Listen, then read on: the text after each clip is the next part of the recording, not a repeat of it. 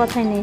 আজকে নিয়ে আসছি নতুন একটি রেসিপি, ভাপা ইলিশ। প্রথমে ইলিশ মাছগুলোকে লবণ হলুদ দিয়ে ভালোভাবে মেখে 5 মিনিট রেখে দিব। এরপর একটি বাটিতে 3 টেবিল চামচ সরিষা বাটা, 1 টেবিল চামচ গোটা ধনিয়া ও গোটা জিরা বাটা, 2 টেবিল চামচ পেঁয়াজ বাটা, 1 টেবিল চামচ রসুন বাটা, সামান্য একটু মরিচের গুঁড়া দিয়ে ভালো মতো মেখে নেব। এর মধ্যে 2 টেবিল চামচ মতো সরিষার তেল দিয়ে ভালো মতো মেখে এর মধ্যে সামান্য পরিমাণ পানি দিয়ে মেখে নিতে হবে, যাতে মশলাগুলো একটি আরেকটির সাথে মিশে যায়। পর এর মধ্যে পরিমাণ মতো লবণ আর একটু সামান্য তেল দিয়ে মেখে নিব। পর এর মধ্যে মাছগুলো ম্যারিনেট করে রেখে দিব 15 মিনিট মতো। এরপর 3-4টি কাঁচামরিচ দিয়ে দিব আর সামান্য সরিষার তেল ছড়িয়ে ঢাকনা দিয়ে রেখে দিব।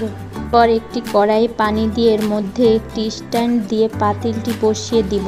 চুলার আঁচ মিডিয়ামে রাখবো। এরপর 15 থেকে 20 মিনিট পরে চুলা থেকে নামিয়ে নিলেই রেডি হয়ে যাবে আমাদের ভাপা ইলিশ।